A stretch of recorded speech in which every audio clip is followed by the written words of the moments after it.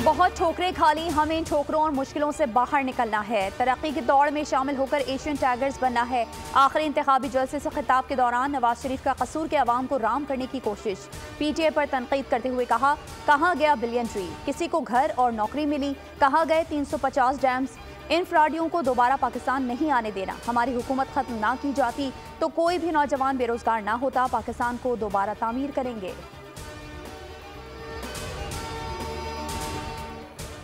जानता हूं गड़बड़ करने वाले कौन और कहां बैठे हैं। अगर वोट पर डाका मारा गया तो ऐसा पीछा करूंगा कि बानी पीटीआई को भूल जाएंगे। बिलावल भुट्टो ने खबरदार कर दिया। लाड़काना से सियासी मुखालफिन को वार्निंग दे दी। बोले हमारे मुखालफिन भी सियासी दायरे में रहकर सियासत करें।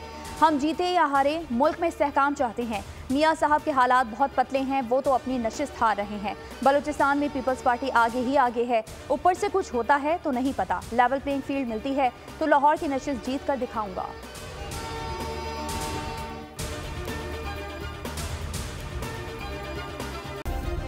सब्सक्राइब करें और बेल दबाएं ताकि कोई खबर रह न जाए।